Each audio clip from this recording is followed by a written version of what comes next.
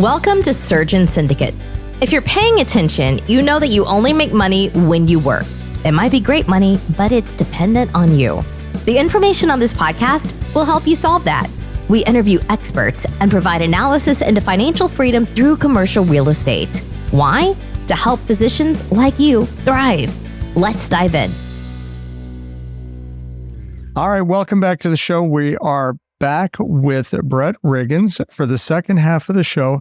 And if you were here for the first half of this show, you remember we talked about he's got a program called Real Estate Residency, which teaches the fundamentals for single-family homes and short-term rentals, and then also a program to help doctors start investing in single-family homes.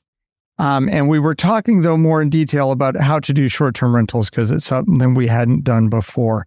So back to the short-term rentals. Again, so we talked about building a team. And the team was, we talked about super hosts because that's kind of the role. When somebody puts up that they're a super host, that kind of says, I want to manage other people's stuff. Is that? No, superhost is not necessarily, Mike. Superhost is a classification that you receive from Airbnb for being a particular type of host on their platform. Okay. I don't know the exact circumstances in which you would qualify, but I know it's related to reviews, overall reviews, 5-star reviews, and then time frame of the properties as well too. Okay.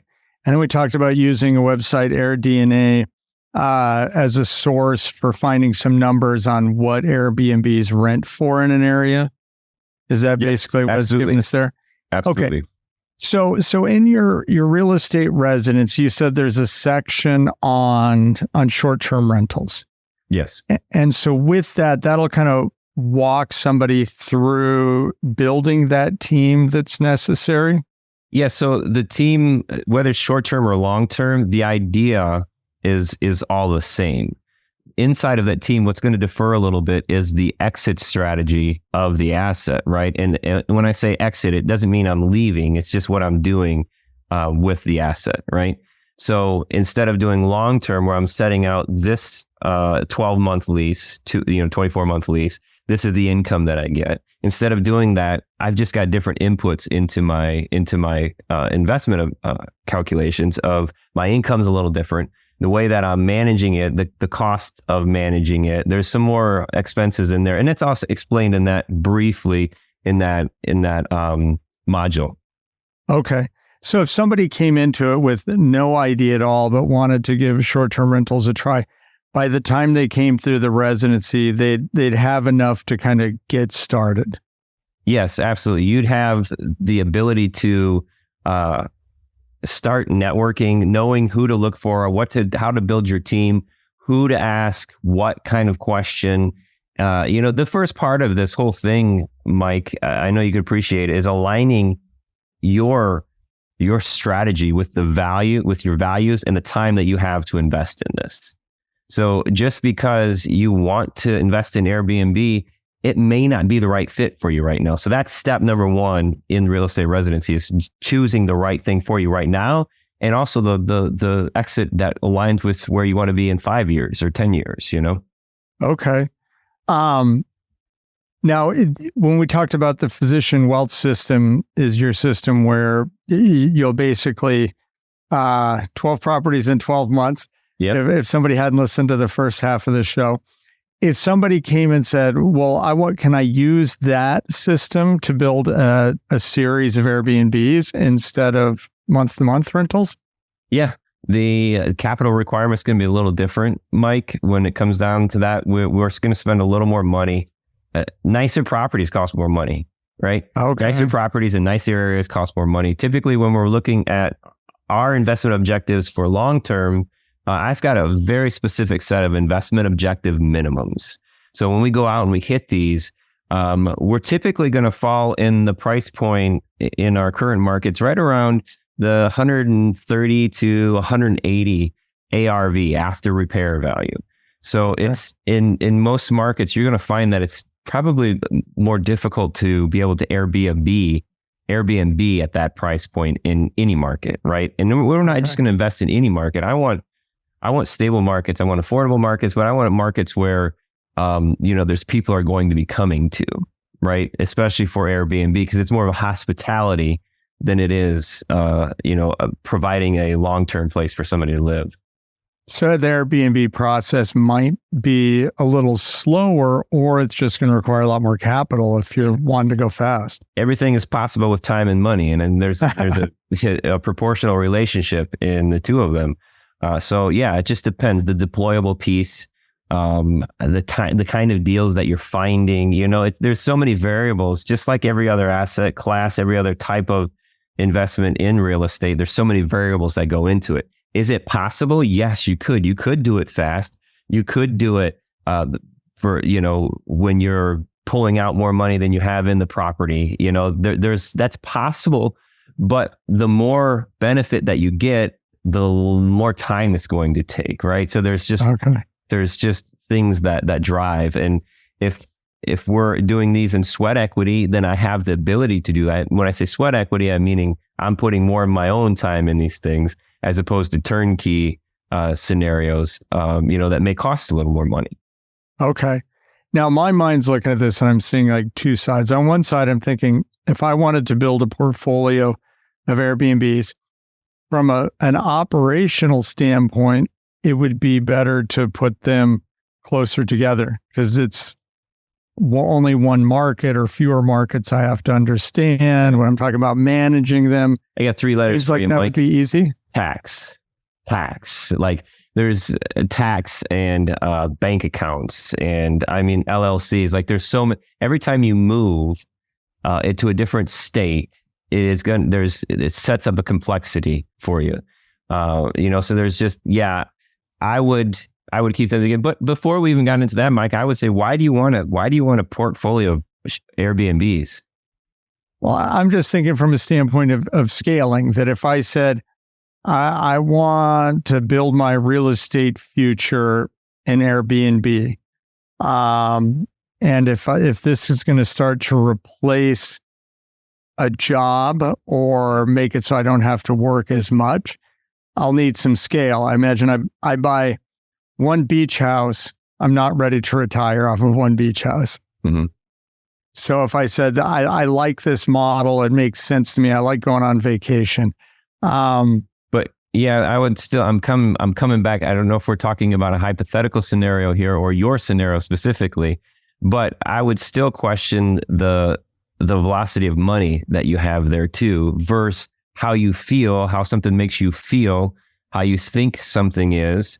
Or, if you want to go on vacations, pay somebody else doing Airbnb $2,000 and stay in their place for a week, Yeah. Well, so that was the two sides of that question. Now, from a pure investment standpoint, that I'm going to own Airbnbs because we're going to lease them out and we're going to make money, and they're purely a business.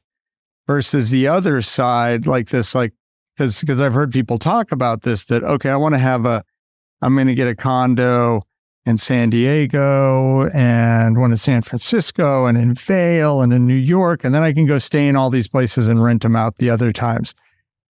If somebody came to you and said, this is my idea, Brett, what do you think? I wouldn't be able to help you. No. That gives me a headache just thinking about that, Mike. No, it's not just because it's not my lane. It's just, I would wonder why. Why would you want to do that? If that's what you want to do, just think of the complexity. Every time that you pick up, unless you have a power team that does that. If you have a power team that sets that up, because think about your LLC. Every time your LLC practices in this state, there's certain things that you have to do. In this state, there's certain things that you have to do. Right. So there's so much complexity that goes in that. Your resources, what happens when something breaks down? Who are you going to call? You have to build property management team that not only are good, but you trust with your money. That's who's managing your assets. So it's just, I'm a firm no on that. I'm a firm no and say, come on, let's go for a vacation. You want to go to Vail? Let's go have a vacation. I will happily pay somebody $2,000, $3,000 to stay in their place and let them do that. I just want to make sure that my money's performing, and I can do that in things that aren't quite as sexy. I think that's part of the art of it. Sometimes for people who want to do things that are cool. And for me at this point in my career, Mike, I've banged my head up against the wall so many times on things that looked cool from the outside, Yeah. Well, that's awesome, because I could see these conversations going on. I'm like, all right, let's ask these questions. So the idea of owning Airbnb so you can stay at them builds complexity, likely lower returns, more work, versus so that's the opposite of scaling. Yeah, just think about, if in your mind, if you think about what scaling is, it's like creating a sausage machine, right? Like creating this thing that's going to pump this product out, and hopefully you're not killing yourself in the making of that process, right?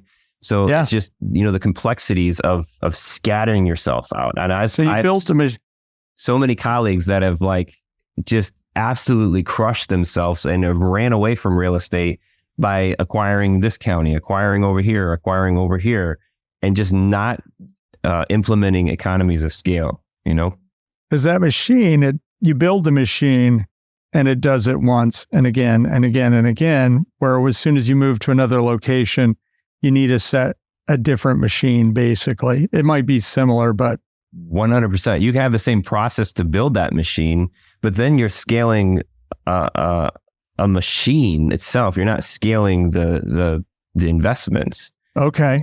So in the beginning, and so I guess this goes back to single family too. When you're going through that process with somebody, you're looking to do it in one location? Yeah, I'm going to put 12 properties together in one location. Now, the thing I like to do is, okay, then we can diversify. We can pull and pop another 12 in another location just to keep you, a little more diversified. But I'm okay, 10, 20, 30, 40 houses in one area, as long as you're buying them right and you are filtering the areas, you're doing the right areas.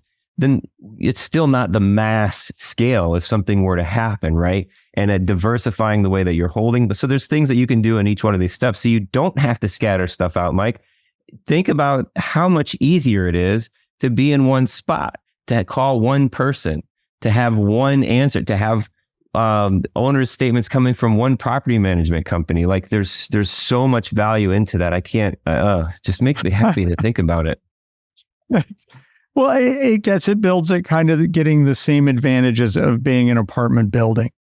Yep. That you have a property manager, you have a maintenance person, you have the same plumber, if you're talking about toilets, that, they work with you enough that they know you have a relationship. And so you build that efficiency and that economy of scale. Yes. And so what would be the minimum or in one market, is that 10 to 12? Is that what you'd look for? And then, but if you wanted to diversify, you'd say, okay, let's do 12 in one market. And then if we're going to diversify, then 12 in another market. Do you look at certain numbers, or is it more? Yeah, I don't have any empirical evidence to back my opinion on that particular thing there, Mike. The 12 in 12 comes from setting out a year together, having a long-term foundation set together to build these solutions together. And then diversifying would just be kind of like dependent on you as an investor to say, are you comfortable going another 12 here? Because we can turn it up and go another 12 here. Also, what we're doing, Mike, inside of there, clients have to refer to their attorneys. I'm not an LLC, an entity attorney at all. I know the way that I've structured things, but we'll put around 6 or 7 properties in an LLC, and then we'll create a new LLC to kind of separate the liability and then separate the assets, kind of sticking around that 1 million rule, on total asset value. But every time you do that, you do mitigate some of that risk by keeping the assets separate, but you add complexity. And when I say add complexity, because you're building another LLC, you're paying your accountant to run another set of books, you are managing another credit card, another checking account, another savings account, right? So that's just adding that complexity for every LLC you add to. Okay. And I think that's a key thing is having a lawyer and accountant who do real estate, and maybe not just real estate, who do that specific thing. Because, when I started in this, I remember asking my accountant, who was the business accountant for the practice, hey, I want to do this real estate thing. And they were like, I don't know. Yeah. Well, at least they told you that. That was good rather than, yeah, I'll do it. Well, or they gave you this little bit of advice, but it in no way they weren't talking, hey, did you do your cost segregation? Did you, and I think that's the key of finding an accountant and a lawyer who this is what they do. There's this thing that happens there, Mike, and I know you've seen this, and I've even had this conversation with people before, investors before, and for the listeners, I'm pointing my fingers in two different directions and my hands are crossing. And in this conversation, I've often said that I don't have enough arms to do this when I'm in these conversations, because the accountant's going to say, go ask your attorney this question. The attorney's going to say, go ask your consultant. The consultant's going to say, ask your accountant. So, I mean, there's so many things that line up in here where it's, I don't know. But having a consultant who has that big picture perspective, that, like exactly what you say, Mike, it knows what they're doing when it comes to this specifically, whether you're investing in multifamilies, whether you're investing in single families, all the way down to the entity attorney and the accountant. I mean, everybody's got to do this, and you can even ask your accountant, how many rental properties do you have? Why should you be booking my rental properties if you don't have any rental properties?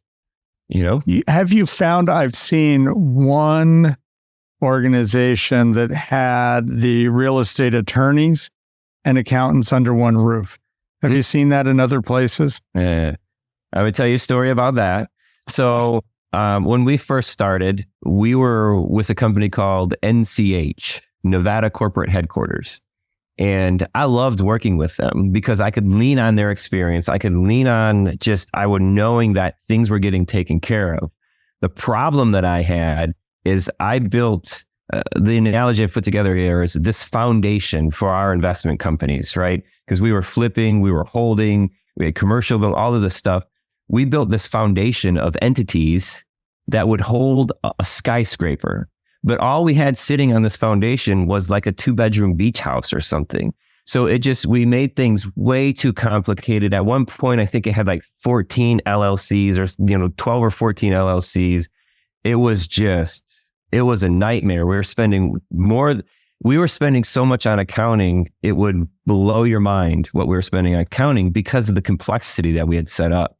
So I would just encourage people to work with the right team, but at the same time, keep it simple. Find a way to leverage different techniques and strategies to keep it simple. Okay. That's, because in my mind, I was like, yeah, if I can find somebody who does it all. Oh, they'll do it all. But they'll do it all. Yeah, absolutely. It's challenging, Mike, because, it's not that they're going to make more money off of you. It's similar. They want to protect you, right? They want to mitigate as much risk and liability as possible. But the thing is, there's got to be this even ground somewhere to keep your sanity of keeping it smooth. Because if it's so complex, you don't understand it. Like, nobody's going to care more about your money than you do. So if you don't understand what you've set up, how do you know how you're doing? That's a great point. And I think that for a lot of people, that's kind of the intimidation, especially as docs, because you're used to being the expert and you went through residency and you have a hard time not knowing. Yes. A hard time being like, I have no idea about this. And that balance of going into an entrepreneurial world, which is really what real estate is, where you kind of learn as you go a lot more than you do in medicine. But at the same time, there is that nobody cares more about your money than yourself. And there's a balance between those things. And the legal structure, at least to me, is one of those things I feel like I need an expert. I want somebody running that knows what they're doing. So I guess where's the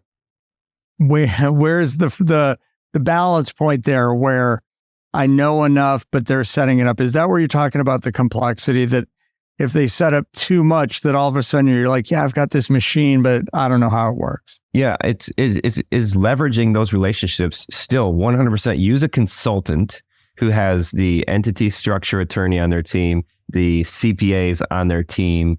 Not necessarily, they may not even have to have the CPAs. I mean, a lot of times you can plug your CPA into these types of arrangements, but still leverage that relationship, Mike. But understand, keep it simple. If somebody can't explain this to you simply, then it's simply too difficult, right? Or they simply don't know it. This is what there's that quote that goes in there, but it's that way.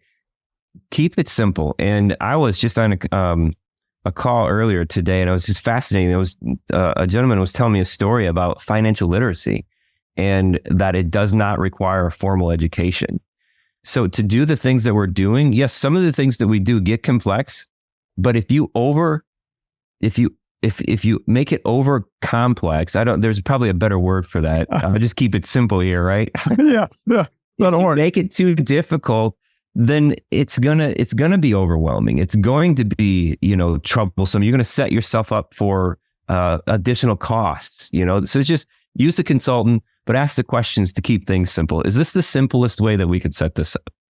Okay. And that way you don't mess it up either, because this whole structure and asset protection is for asset protection. And if you get to build some big thing that's too complex to run the right way, you may lose some of that protection. So let me tell you some things that we've done. And as an investor, I've spent the last, was it 9 years now? 9 years, specifically direct to owner, in single family. So if you've ever been called by somebody, emailed, direct mailed, text message, that was my outfit, right? So for me to get a hold of your personal information, that's done by simple steps. And I can keep simple steps in my process to keep the anonymity and maintain that liability, that corporate veil, that separation. So one of the big things that I always look for is making sure that the information that goes public is information that I want to go public. I'm talking about my registered agent, who my registered agent is on an entity structure, where is my mailing address. I will use virtual offices, the way I name my LLCs. So there's these ways that say, I don't want you to call me. I don't want you to find out who I am, not because I'm hiding anything, but I don't want to deal with any of that. And same way with a litigating attorney, if they're going to search out you for how much you're worth, Mike, makes them have to do their work to get through these spots to see not every single house is named, this is Mike's House LLC, this is Mike's House LLC, right? So there's, again, simple steps that we can do to keep the anonymity and maintain that corporate veil. And I think this for the listeners, if it seems overwhelming, like it's all this stuff, like, I shouldn't do that. That's again where you go back to building it. You start, you find your place where you learn about it, like your residency, and you buy the first house and you set up the structure on that first house. You make that one run, you go through the process, and then you do the second one. So it's not, some of this complexity you're talking about is if you have now 10, 20 things is where you're starting to figure out all this, but that doesn't just happen instantly. You do one. Yep. You get to know that first one is the biggest learning curve. I mean, that's huge. And then when you're like, okay, I understand how this one runs, and you still learn more on each one. But the structure and the process, that's maybe why you don't, even if you have the money, you don't just go buy 20. No. You start with one, and then you can screw it up, and you're paying your tuition. You do the first one and you can mess it up, and the more you have somebody to help you, the less you mess it up. But there's that learning process. Yeah, absolutely. Absolutely. All right.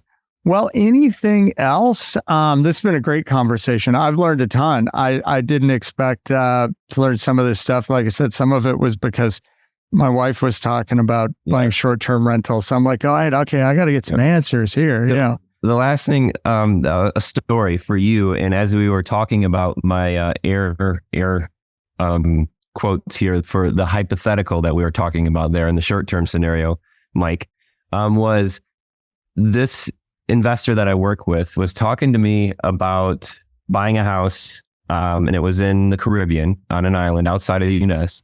And, they go there, they visit there, and they were going to build this new house. Well, they had gotten into this process. It was a new build. Anyway, didn't work out.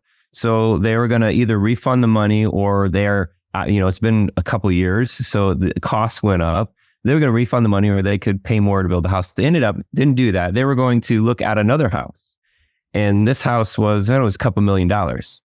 And he says to me, Brett, what do you think? Well, first of all, that's not my lane, but let me ask you a little bit more about this. Why do you want to own this house in the Caribbean?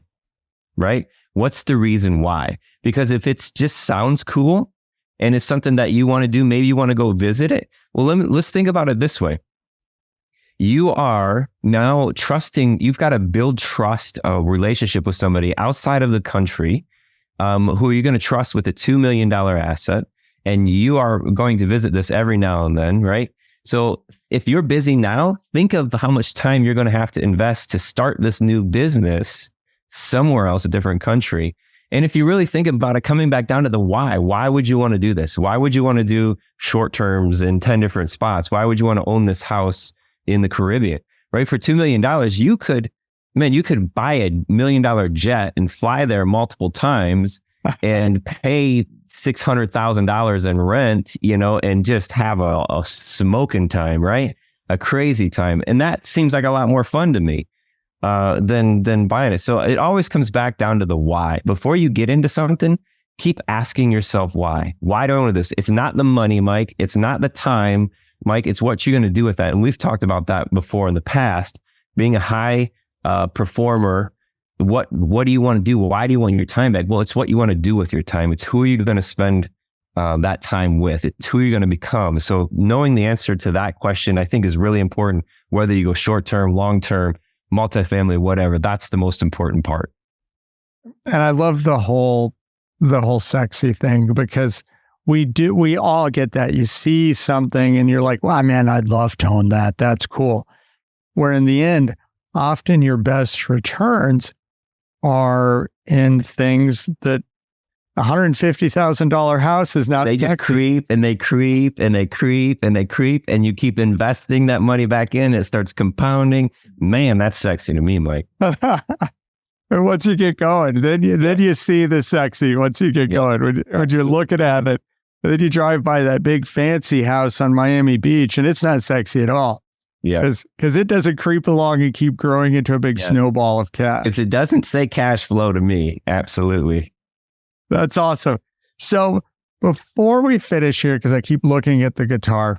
So you were in a band. Was that in college? Was it your band? Tell me about your guitar experience. Yeah. So it was actually why it took so long to graduate college. I had a 4-year, I think it was a 4-year gap in my 10-year college career that I played music. And right out of high school, I mean, this was before YouTube, before all of that stuff. So learning was just a little bit different. It was the beginning of the internet kind of thing, the mass reach to the internet, to say.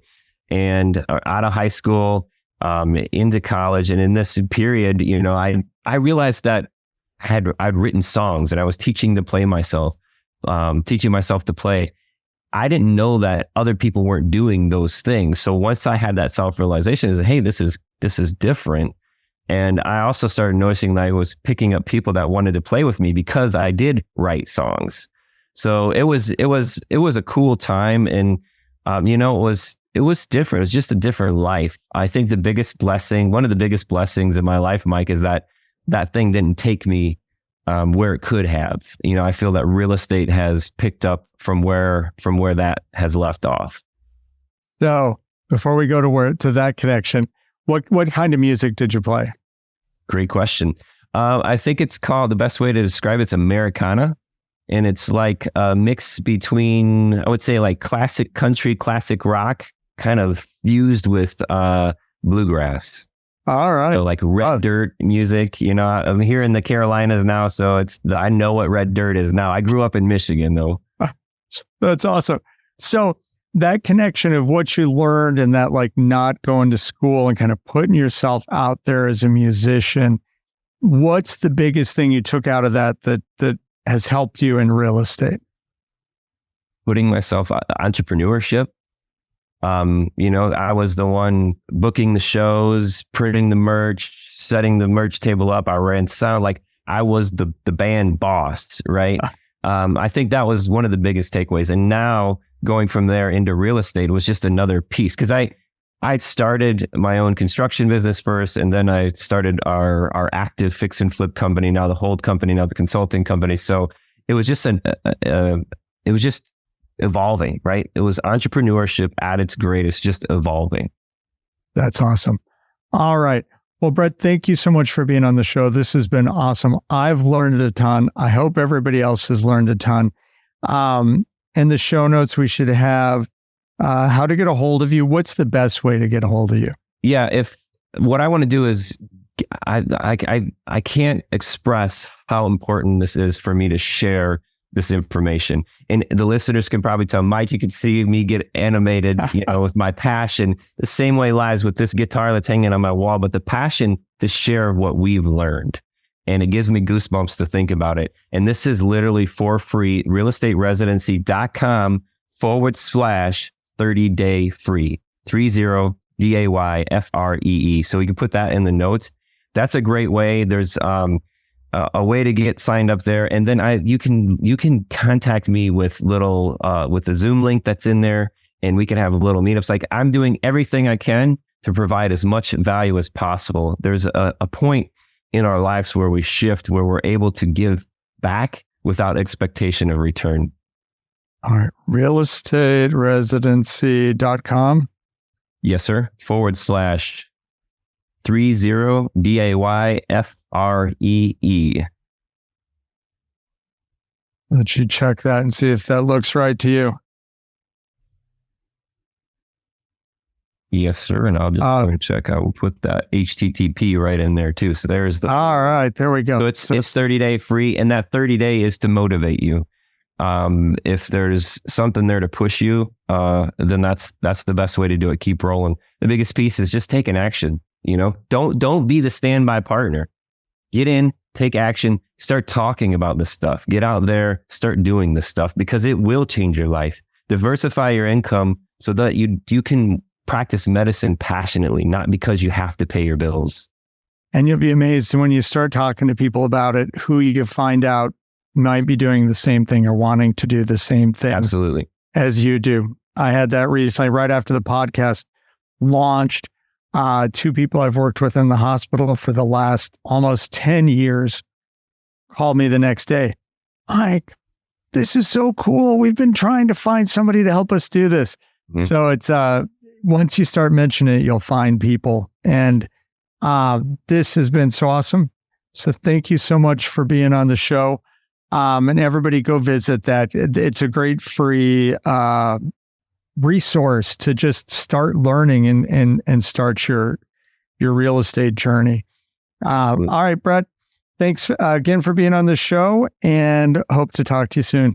Thanks a lot, Mike. Thanks to all the listeners out there. Make sure you drop a comment in on his show, review his show, give him 5 stars, and keep spreading the word about Surgeon Syndicate. This has been an episode of Surgeon Syndicate. If you got value from this episode, you know other surgeons are hungry to become job optional, and you can help them by sharing this content today.